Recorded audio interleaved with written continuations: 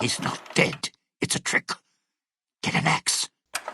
Dust was created by Nogrin04 on the Nexus, uploading it on January 18th, 2015, and was last updated on the 9th of April the next year. The mod proclaims to be a fair and balanced survival simulator that is also lore-friendly, rooted in the ideas cemented in the base game, like the tunnelers reaching the Mojave. The hardcore survival simulator originally didn't force you to play the game worrying about food, sleep, and thirst, but eventually became a staple. Oh, and the mod author also went out of their way to tell you to not cry about the difficulty. As I quote, "Dust is hard, really hard. You're probably going to die a few times." No. I played Dust, and to say that it's fair is a lie, but I'll get there. They then note that the enemies you'll encounter are tribals, cannibals, insane survivors, tunnelers, NCR, and cloud victims. From personal experience, you're fighting mostly cannibals, tunnelers, and NCR. The two human groups shoot on sight. There are tons of unique weapons and apparel. Ammo's scarce, but the enemy can dump hundreds of rounds, and on their body there will be 2 bullets, and meds are rarer. There's a list of recommended mods to use with Dust, and a list of Dust Center mods.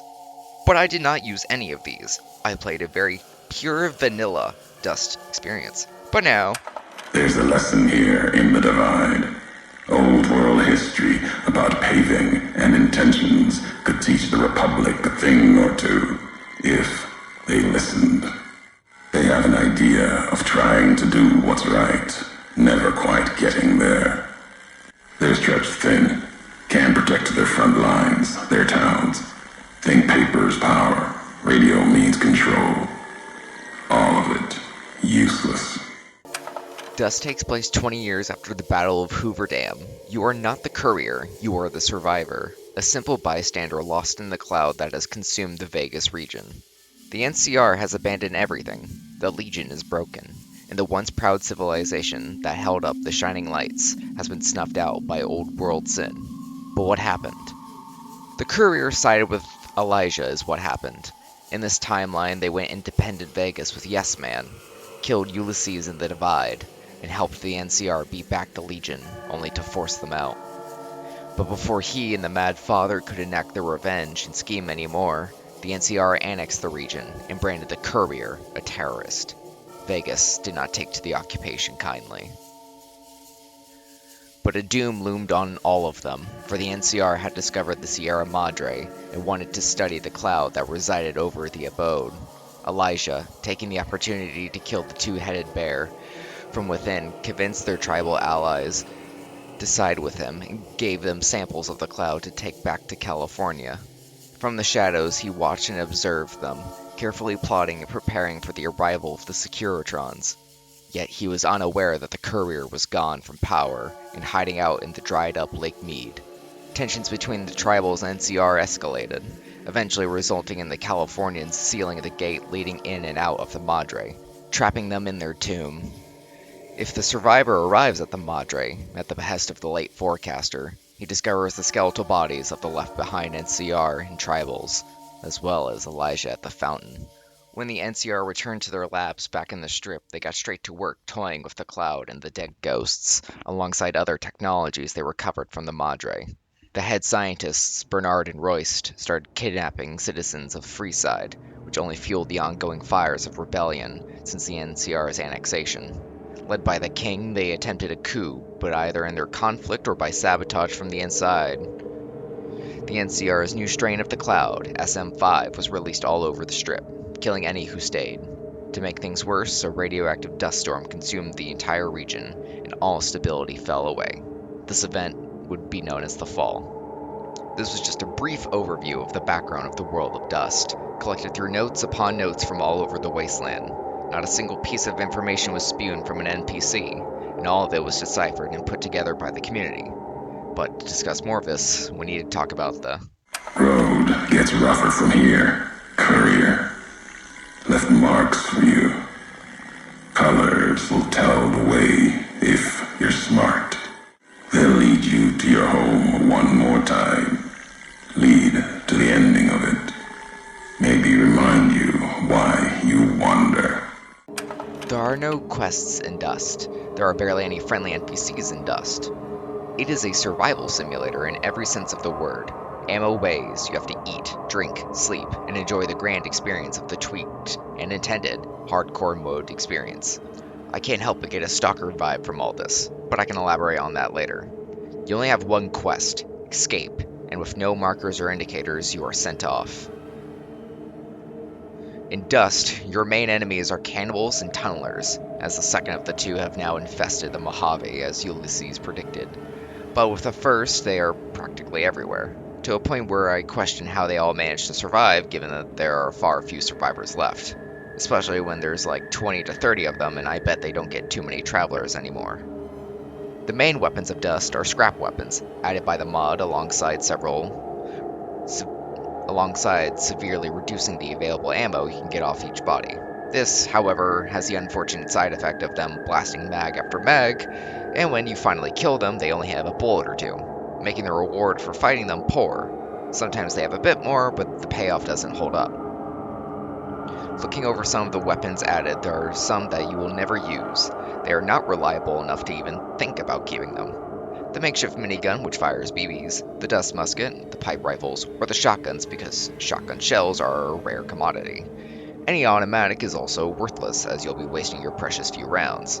Another thing of note is that energy weapons are completely worthless. You will never find enough ammo. In my 2 playthroughs, I don't think I even had more than 100, maybe less than that, by the time I escaped. NPCs can generally 1 to 2 shot you if you're unlucky, 3 to 4 if you are. Dust forces you to change your approach, like as if you were playing Arma or Stalker. You have to plan out each and every encounter. Generally, you'll want to shoot them in the head for an insta-kill, as body shots do almost nothing. You may not win them all, you may have to retreat from the fight altogether, but unlike those games, you have VATs which will either be your friend or enemy. You'll hit that 98% shot, or you'll be the 2% that misses point blank. Finding supplies is difficult, and you'll always be on the go-go, never staying in one place too long, as you're trying to get out of this hellhole alive. Let's talk about the factions you'll face. First off, the cannibals. The many groups of them are all scattered throughout the Mojave. There are technically many factions of cannibals, if you can call them that, but they're not labeled as such. There's the Cannibal Fort, aka the Gunrunners, Prim, which either fell to them or became them, Novak, which was occupied by a legion who eventually became cannibals, the Fields of Salvation, which was the NCR sharecropper farms and became a cannibal cult, Aurelia, which is Cottonwood Cove, but legion, who figured, Quarryville, which is just Sloan, and the New Vegas sewers, once home to the Rebellion and now just Cannibal City. And all of them shoot on sight. Just about everyone shoots on sight. No one talks to you, so you're not viable to hold a guild for wiping them out. While the cannibals are poorly armed, the Royce Bernard expedition is heavily armed. These are NCR troopers sent from California and led by Bernard to collect the research left behind in an effort to save Royce from being held accountable for their crimes. They occupy Black Mountain, Camp Gulf, Hoover Dam, Nellis Air Force Base, and the Old Mormon Fort. They also continue developing their smaller projects with the help of kidnapping wastelanders. Oh boy, because if it doesn't work a first time, do it again. That they come across. These folks are not to be trifled with if you're underprepared. They've got guns and gear and don't fuck around, especially Camp Gulf, where the Ranger Detachment is based. But they're not the only NCR presence in the Mojave Ghostland. The NCR remnants from the original occupation remain. They adopted the shoot first, ask questions later policy after some conflict with survivors, much like all factions in the Ghostland it seems.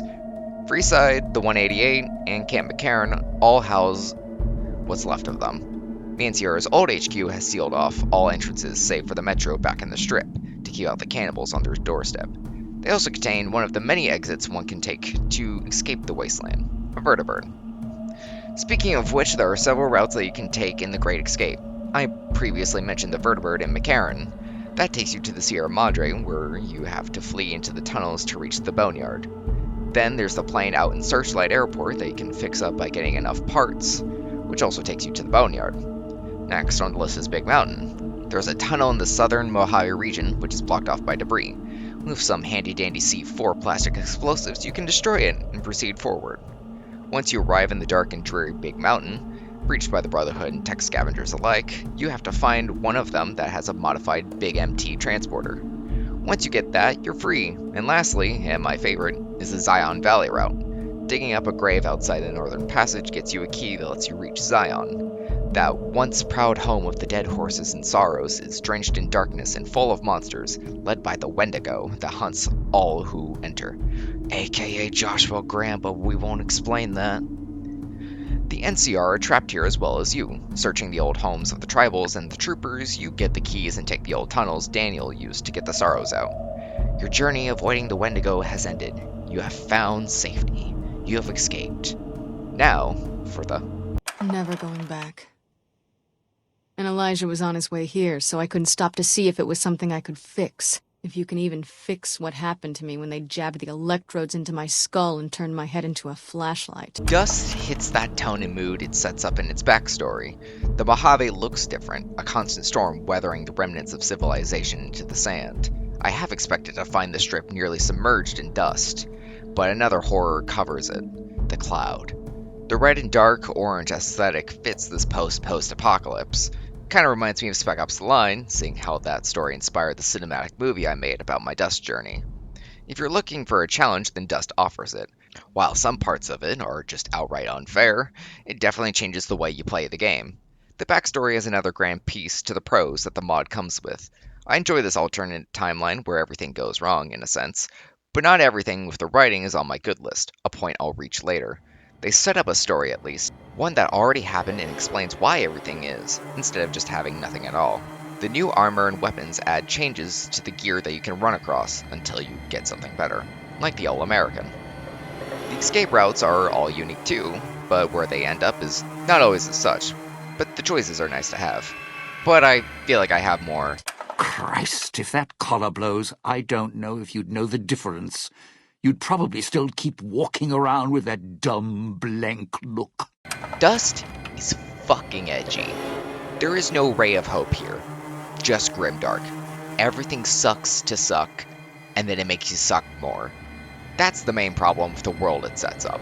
While in all other games and settings like it, there is a ray of hope, a ray of light, however small it may be.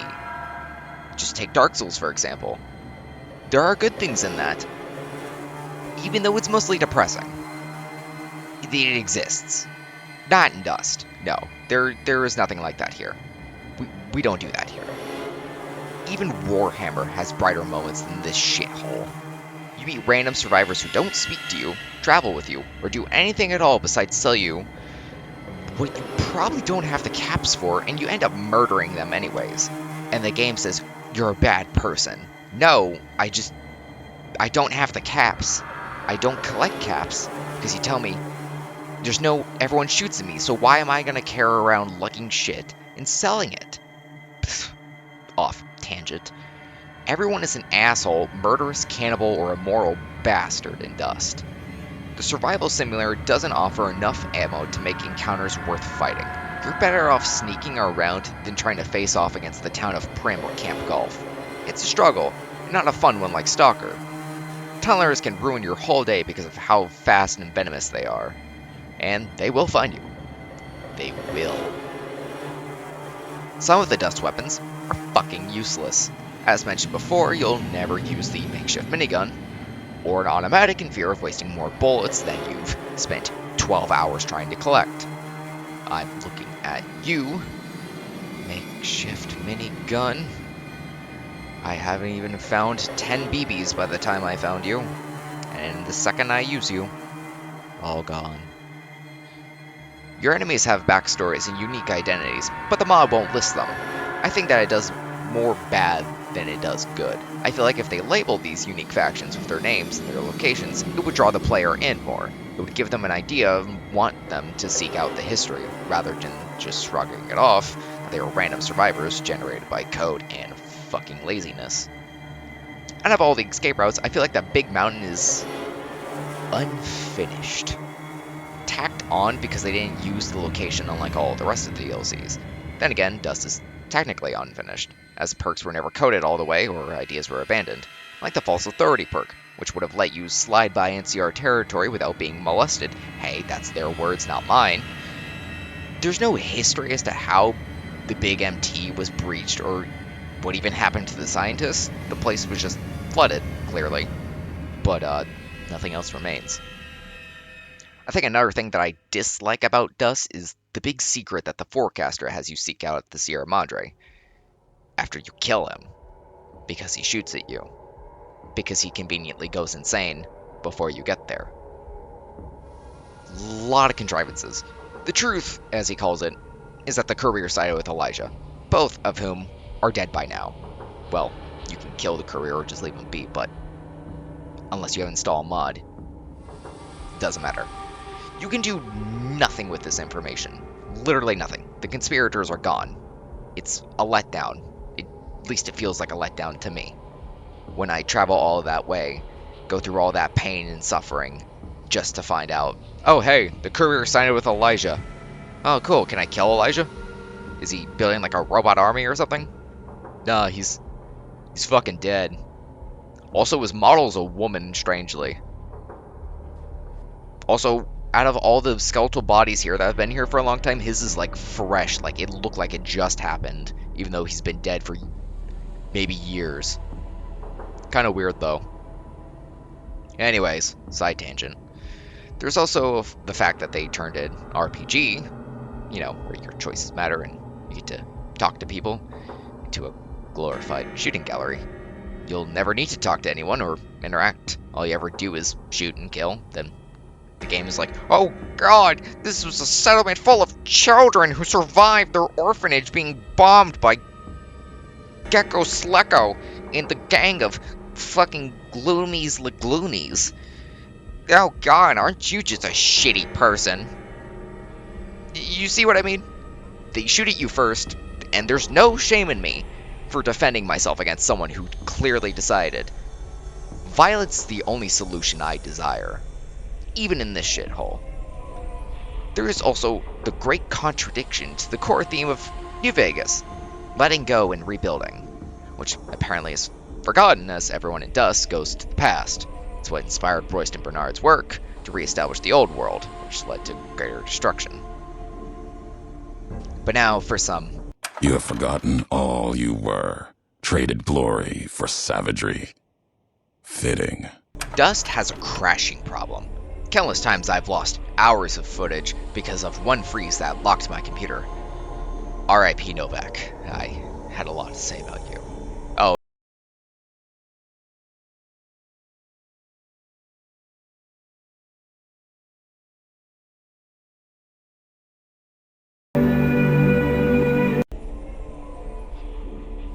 The sewers. The hunters that come after you for picking off the cannibal groups are really annoying, to say the least. Replacing the NCR and Legion hit squads, the traveling band of assholes, kind of just pop out of nowhere. Imagine resting and finally having that one battle that you've been spending an hour trying to get, just for the traveling band of assholes to randomly spawn in, fuck up your day, and rip your dick off and steal your lunch money. It's not that fun. The beginning is easily the hardest part of Dust, as you struggle to gain any form of supplies to keep you alive, and the tunnelers, oh, they find you. I don't have any footage of it, but the tunnelers always find you. Well, if you don't use any of the DLC starter packs, good fucking luck. There are also points later on where the difficulty fucking spikes dramatically. It goes from 0 to 100. Like, the sewers, Camp Golf, Zion Valley, Big MT, Camp Searchlight. If you make the unfortunate mistake of wandering into Camp Searchlight too early like I did, dust to dust, ashes to ashes, their brotherhood zap me with their lashes. Zap me with their eyelashes.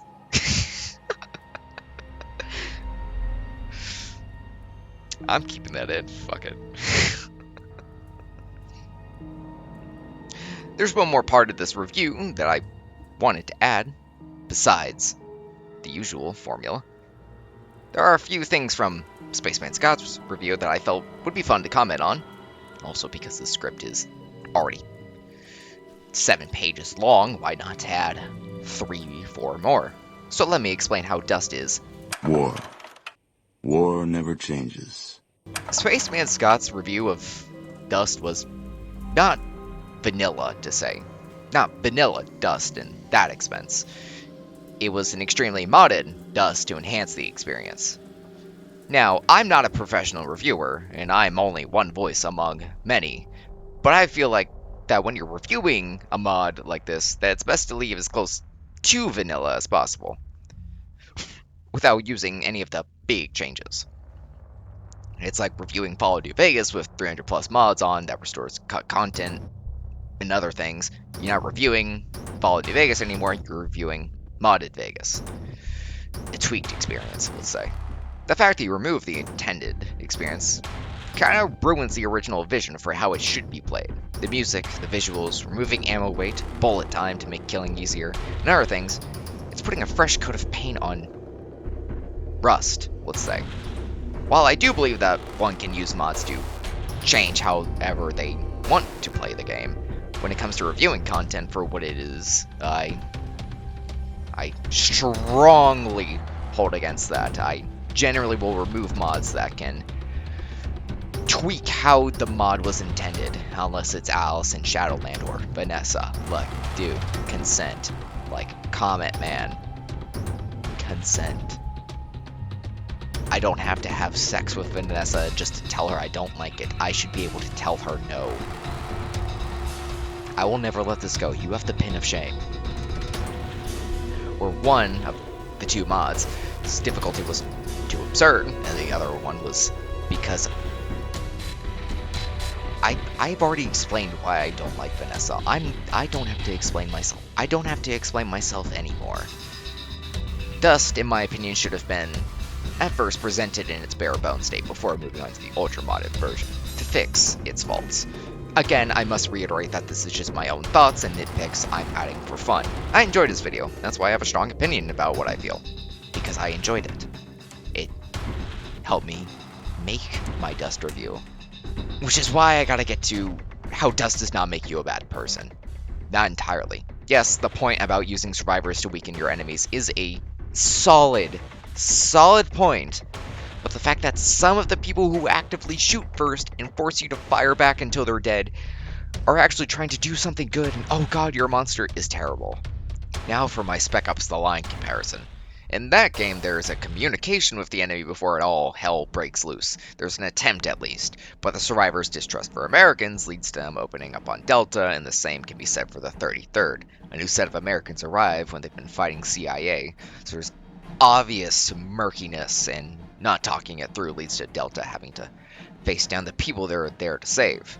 In Dust, there is no communication attempts. Everyone has taken up the mantle that it's just best to kill whoever they lay their eyes on and dig through their belongings afterwards. Shoot first, ask questions later. How that is supposed to keep them alive or make them allies in this decaying world is beyond fucking me. Because it also doesn't make sense at all. I'm not a bad person for defending myself if they're the ones who refuse to communicate and force my hand. If you shoot first, you're gonna reap what you fucking sow. Look, if you tend to send me to my maker, I will send you there faster than... I will send you down to the grave faster than the Flash getting in and out of bed, just like that. Don't even see it. In regards to the story of the Dustwalkers in the Divide, I noticed he missed out a key detail when I went there myself. On a skeleton of Waking Cloud, R.I.P., is a note detailing how the Dustwalker shot first at them when they exited the tunnels, resulting in them fighting back, whereas in his video he says that the Sorrows and Dead Horses struck first under the leadership of Follows Chalk. You'd think that after the White Legs they would have blockaded the entrance considering the ordnance of Hopeville that they have access to. Just a plot hole that I didn't find explained. There was a point where he mentioned the mod's difficulty, how no matter what level you are or what arsenal you've acquired, you're still gonna die just as easily as you had started. To this I say no. No. If the enemy will always kill me in 1 to 2 shots, even if I'm in, say, power armor, then what is the point of seeking any armor at all? I wouldn't be mad if I still died relatively easily, but with just more shots to bring me down, the better armor I got. It rewards you for having scavenged the higher loot areas. Power armor should have pros and cons, of course. It should weigh a ton, but offer the best resistance against, ballistics. That would still add on to the focus of needing to manage my inventory, but I benefit from it instead of.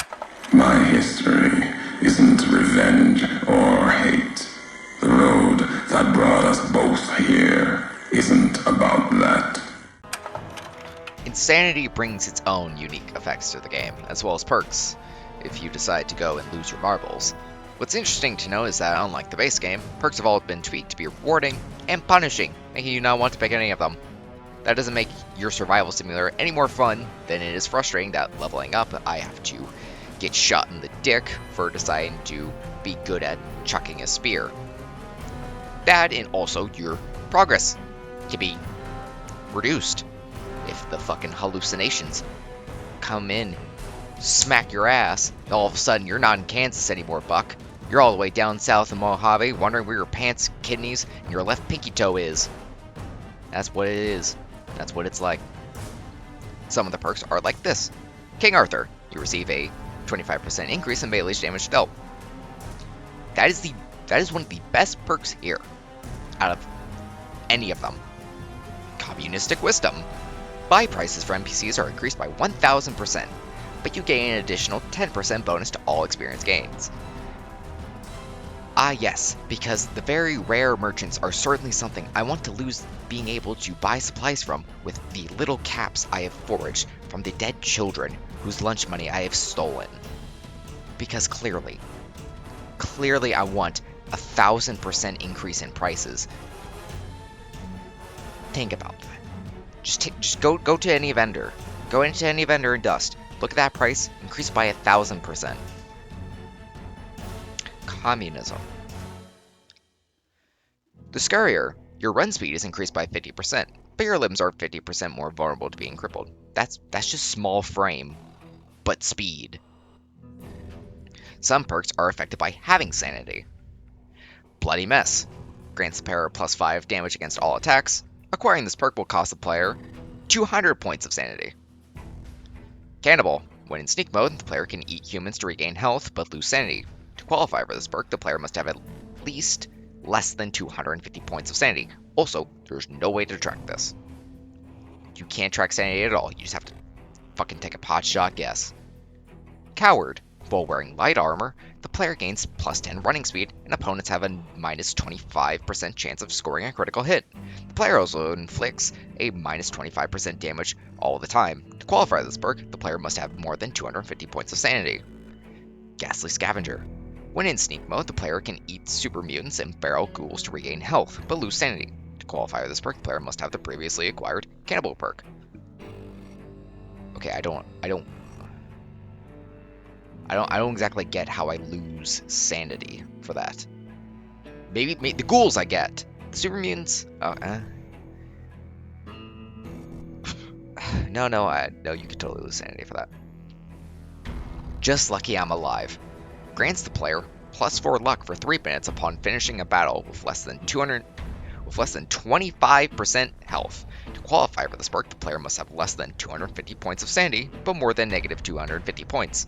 Again, you have no way to track this, besides opening up the console. Also, how does the game know that you've just finished a battle? Is it when you killed the last opponent? Duh, that's probably what it is. Sound of Mind. Grants the player plus 10 damage for every 100 points of sanity, they gain 10 HP. Players also gain immunity to critical hits. To qualify for this perk, the player must have more than 250 points of sanity. Get up without my permission. I'll blast your ass so far through your head, it'll turn the moon cherry pie red. There's not too much that I can put here in this section, as Dust is fully customizable as to what you want. If you want to play not on hardcore mode, you don't have to, and you can enable companions and friendlies through other Dust-related mods. But what I will cover are things that I think can be different to make it a little bit more fair, but still keep that challenge. We're not trying to get rid of it. For starters, ammo. We're going to make that a little bit more plentiful than it is, at least in certain locations and with certain groups that would have access to vast amounts of it, like the NCR or the Expedition. Other groups, like the Cannibals, will have limited supply for their makeshift, but still enough to make you want to have an arsenal early game. Secondly, we're going to go ahead and name NPCs and reveal their little factions that the lore of Notes describes. We're doing this so there's a bit of intrigue rather than the sighing at the sight of survival or cannibal. Well, in truth, they are just as they were before, but they have more personality to them, alongside some faction wear to mark them as such. Bernard's Expedition will be NCR gear. The NCR remnants will have the marked men NCR armor to have their distinction, to look more raggedy from their counterparts. The generic cannibals will have randomized low tier, while the uniques will have whatever is associated with their lore. Legion will wear Legion stuff. Sewers will wear diapers on their asses. It's whatever you want. Thirdly, we're going to go ahead and add an Understone type settlement or two to Dust, where you can trade your supplies for some merchants. There's got to be some light after all, and it's dumb that everyone would just shoot on sight, like every other location in Dust that's home to survivors, instead of NCR and cannibals. Why? Because giving you some sense of safety, though brief, can let you settle down for a minute and plan out where you're going next. We'll add some notes here and there, but we're keeping with the minimalism of NPCs. We won't add anyone who really talks to you. They just give you stuff, give you some services, and it's just a nice little reprieve from everything. Fourthly, and previously discussed, armor is going to matter. You're not going to get two-shot by Hinky Dink with his pappy's old dust musket or his father's, brother's, sister's, cousin's, son's hunting rifle that he got from his dog, even though you're in, T-51B power armor. No, armor is going to give you some better chances at surviving, though not much to keep, again, reiterating myself a lot, to make it to where it's still kind of difficult, but just increase the odds in your favor a little bit. If I can't two-shot the Brotherhood of Dicks in power armor, then they can't do that to me. Finally, we're going to edit one of the endings, the Sierra Madre. When you crash down into the home of Vera Keys, you won't just find ghosts in a dead Elijah. You're going to kill him, and we set the scene for you. You barely survive the vertebrate crash and find yourself in some villa surrounded by the red death that engulfed the strip. You hear chanting in the distance and the ghosts drawing close. Pulling yourself together, you sneak away past the villa's defenders until you come across the fountain. There you see the man the forecaster warned you about in his final moments. The father, the man who ruined Vegas, who ruined the Mojave with his red cloud. You see he's talking to tribals, perhaps their chiefs, and he's preparing for war. They plan to use a tunnel they discovered to escape and claim their new nation back west. If this man is allowed to live, what kind of horrors that happened can happen again on a grander scale. Taking your rifle, you aim down sights and start shooting. The battle is hard, and tribals pour out alongside ghosts as the third party, but eventually you come out on top. Scavenging the remains of the father reveals the history of his involvement with the Courier, their plan for a new nation. You, an unknown survivor, foreseen by the forecaster, not only found a way to escape, but uncovered the great secret he foresaw. The hidden army was beheaded and will die out without the father. You saved what is left of the West. Now, let's see about that. Finding it, though. That's not the hard part. It's letting go. Perhaps I was too harsh on Dust, but even with my reinvestigation, I still can't help but find myself landing same place I did before. Dust has its highs, the setting, the atmosphere, the sheer dedication to the work, and the backstory of how things got to the way they were was good, but everything after, not so much. Maybe it's the lack of a story besides escape, but that's a personal take. Turning an RPG into a survival simulator mixed with a shooting gallery is a feat in and of itself, but as a sequel to Fallout in Vegas, no. It matches the writing and backstory, but not the writing and the mod itself. The mod story is, if your story can't be the backstory, you have to have me involved somehow, rather than just digging through the scraps.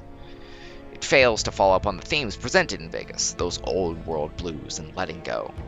Maybe if it had sort of that DLC-sized, oh, you're taking place in all this and can affect the outcomes. Maybe. Maybe. But it takes the hopefulness that lies in the waste and shatters the lamp, leaving only flickering light in this massive darkness. Dust earns itself a sunset sarsaparilla out of a Nuka victory. A 3 out of 5, maybe a 3.5. We'll give it that. And while modders have created their own additions to enhance and change the intended experience, the base game of Dust is a Greek tragedy. It crumbles under its own ambition and forgets what made Vegas special. And that is it. That is Dust. Now, let's talk about them honest hearts. By the rivers of Babylon, there we sat down. Yea, we wept, when we remembered Zion. Remember, O Lord, the children of Edom in the day of Jerusalem, who said, raise it even to the foundation. O daughter of Babylon, who ought to be destroyed, happy shall he be that rewardeth thee as thou hast served us. Happy shall he be that taketh and dasheth thy little ones against the stones. As a hand-picked resident of Vault 76, it is your duty to carefully review your Vault-Tec-provided films yearly to fully prepare for the day when you will emerge.